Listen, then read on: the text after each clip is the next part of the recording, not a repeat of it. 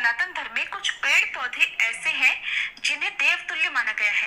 तुलसी जी का पौधा भी उन्हीं में से एक है और ये पौधा अधिकतर सभी हिंदू परिवार के लोग अपने घरों में रखते हैं। पूरी श्रद्धा से तुलसी जी की पूजा करते हैं। ऐसी मान्यता है कि तुलसी जी के पौधे में देवी लक्ष्मी जी का वास होता है। साथ ही साथ भगवान विष्णु भी इस पौधे में वास करते हैं। जब हम नियमित रूप से तुलसी जी की पूजा करते हैं तो शरीर में भी सकारात्मक ऊर्जा प्रवेश करती है। इससे विवेक बढ़ता है और हर कार्य में सफलता भी प्राप्त होती है। तुलसी माता की पूजा करने के अलावा कथाएं सुनने का भी विशेष महत्व है और खास तौर पर कार्तिक मास में तो तुलसी जी का महत्व और अधिक बढ़ जाता है। ऐसे में सभी भक्तों को तुलसी जी की पूजा करते समय कथाओं का भी श्रवण करना चाहिए। तो आज के इस वीडियो में आपको तुलसी माता की कुछ कथाएं सुना रहे हैं जिन्हें आप नियमित रूप से या हर एकादशी और पूर्णिमा के शुभ अवसर पर या तुलसी जी के विवाह के शुभ अवसर पर सुन सकते हैं। कथा शुरू करने से पहले आप सभी से अनुरोध है, कमेंट बॉक्स में तुलसी माता की जय जरूर लिखिएगा। एक बार भगवान शिव ने अपने तेज को समुद्र में फेंक दिया था। उससे एक महा तेजस्वी बालक का जन्म हुआ और यही बालक आगे चलकर जालंधर के नाम से पराक्रमी दैत्य राजा बना, जिसकी राजधानी का नाम जालंधर नगरी था। दैत्यराज कालनेमी की कन्या वृंदा का विवाह जालंधर से हुआ। राक्षस था। अपनी सत्ता के मद में और अपनी शक्ति के मद में चोर उसने माता लक्ष्मी जी को पाने की कामना से युद्ध किया, परंतु समुद्र से ही उत्पन्न होने के कारण माता लक्ष्मी ने उसे अपने भाई के रूप में स्वीकार कर लिया। वहां से पराजित होकर वह देवी पार्वती को पाने की इच्छा से कैलाश पर्वत पर गया। भगवान देवाधिदेव शिव का ही रूप धरकर माता पार्वती के समीप वह गया, परंतु माता ने अपने योग बल से उसे तुरंत ही पहचान लिया और वहां से वह अंतर्ध्यान हो गई। देवी पार्वती ने क्रोधित होकर सारा वृतांत भगवान विष्णु को सुनाया। जालंधर की पत्नी वृंदा अत्यंत पतिव्रता स्त्री थी।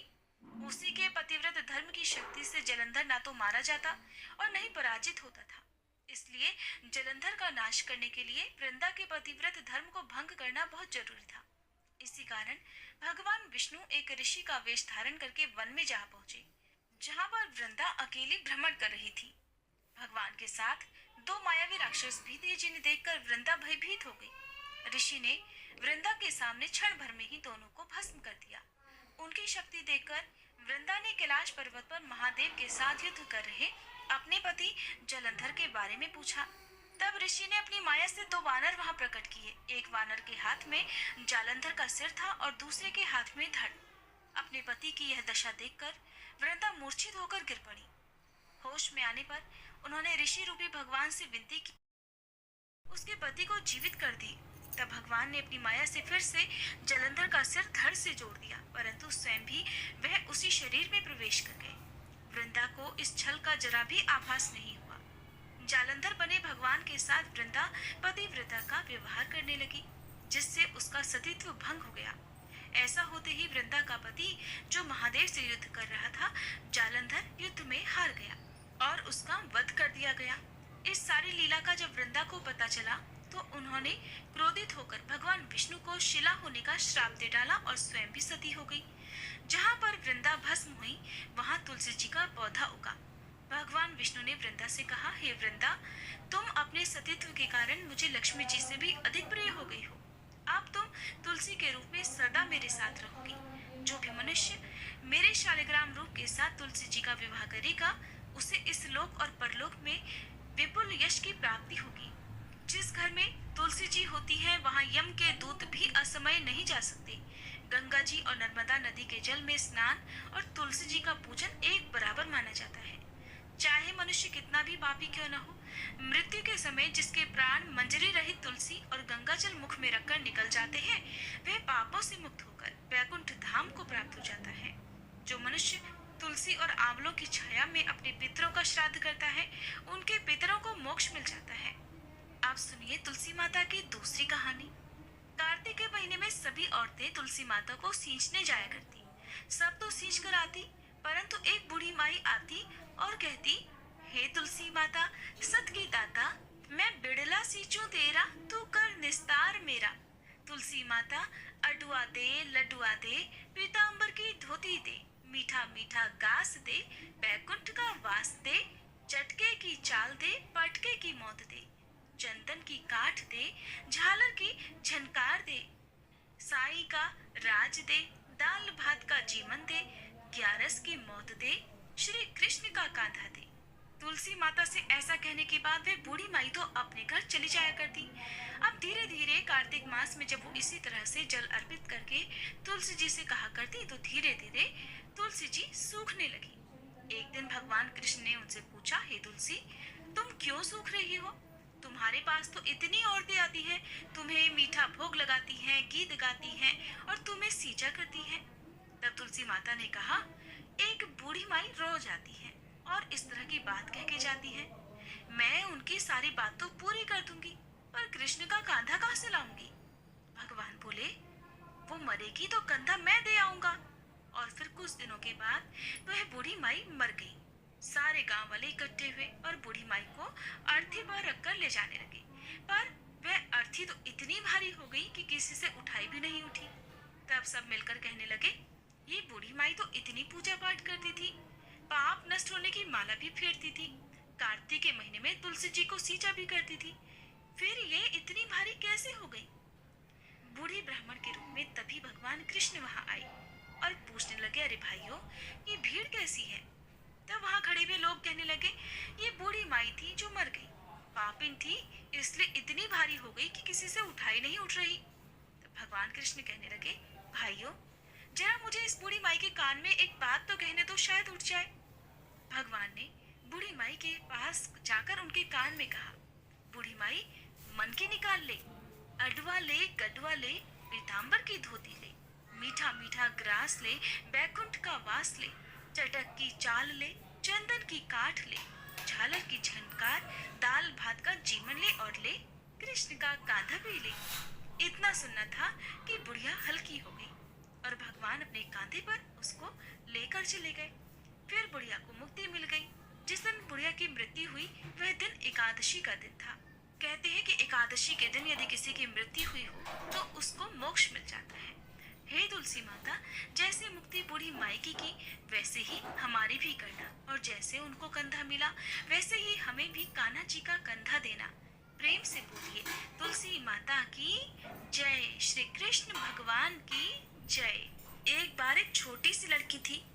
जब वह थोड़ी बड़ी हुई तो उसे समझ आने लगी और तब से ही वह तुलसी माता की पूजा किया करने लगी। उसका हर दिन का नियम था कि तुलसी माता का पूजन करने के बाद ही वह भोजन ग्रहण करती।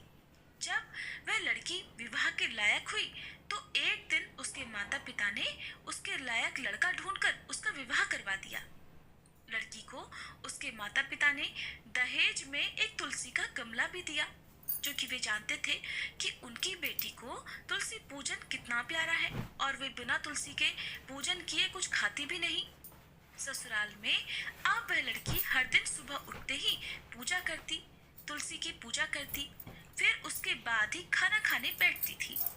उसकी दो जिठानियां भी थी। वे दोनों उसको इस तरह पूजा करता देखती तो खूब मजाक उड़ाती कि बड़ी नियम धर्म वाली बनती है। उन दोनों को उस लड़की से बहुत ईर्ष्या भी होती थी, इसलिए अक्सर वे दोनों तुलसी जी का गमला छुपा दिया करती। वह लड़की बड़ी मुश्किल से ढूंढ ढांड कर वह गमला लाती, अच्छे से साफ करती और फिर पूजा करती और उसके बाद कुछ खाती थी।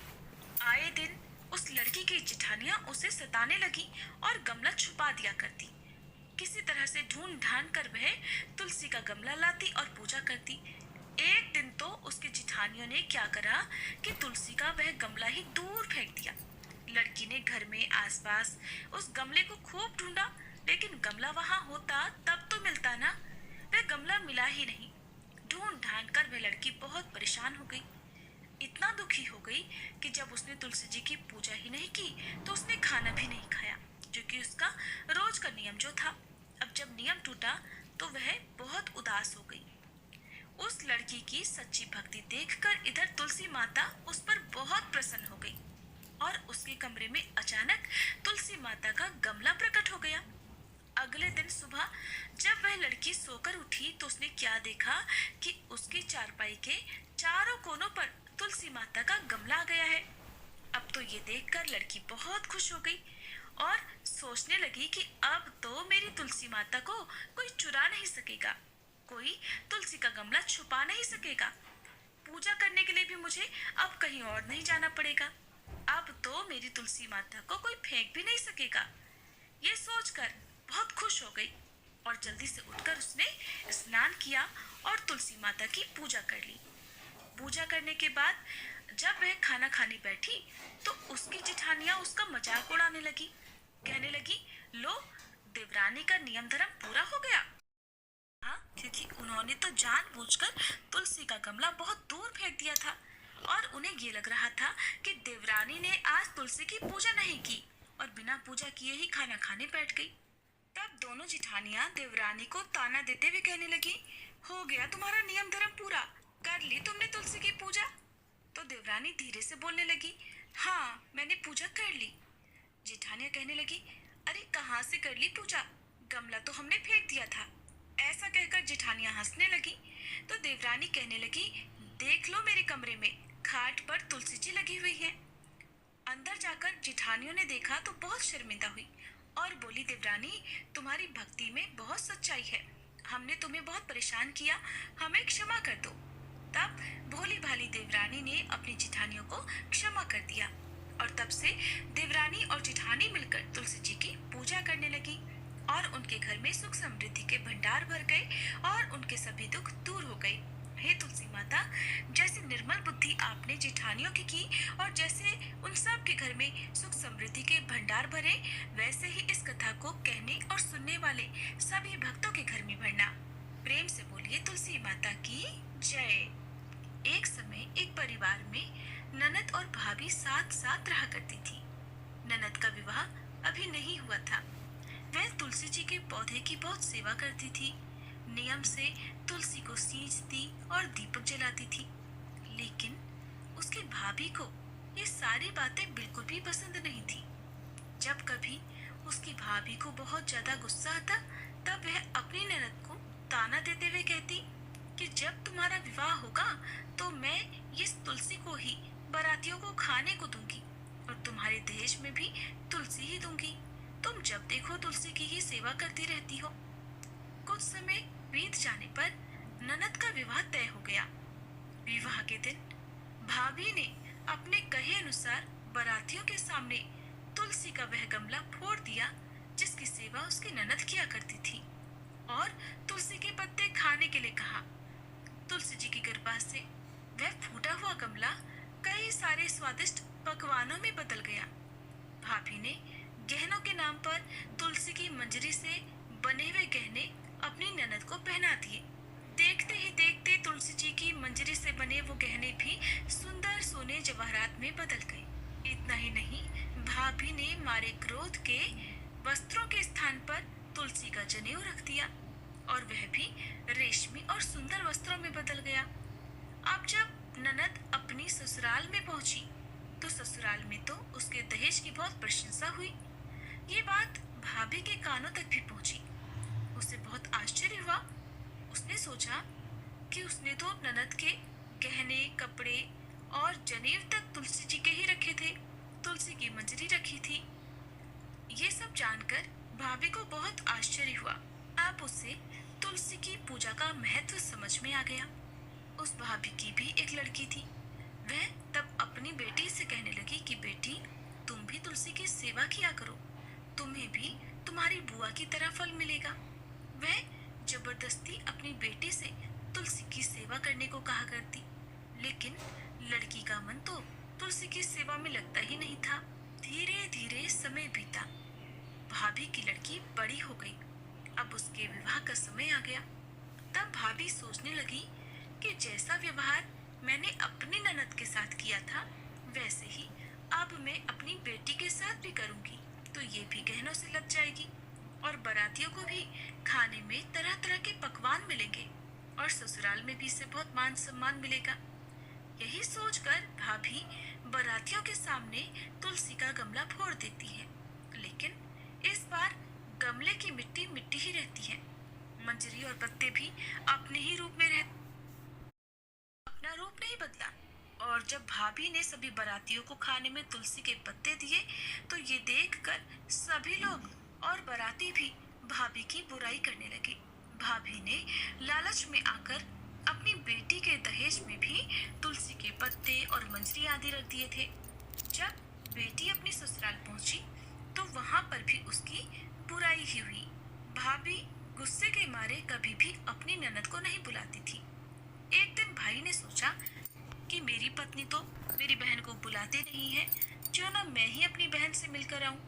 ये सोचकर उसने अपनी पत्नी से कहा और कुछ उपहार अपनी बहन के लिए ले जाने की बात कही। तो भाभी ने थैले में ज्वार भरकर कह दिया कि ये लो, और कुछ नहीं है, तुम यही लेकर जाओ। तब भाई बहुत दुखी मन पास चल दिया। रास्ते में वह सोचता रहा कि कोई भाई भला अपनी बहन के घर ज्वार कैसे लेकर जा सकता है। यही सोचकर वह एक गौशाला के पास रुक गया और ज्वार का वह थैला उसने एक गाय के सामने पलट दिया। तभी एक ग्वाले ने ये सब देख लिया।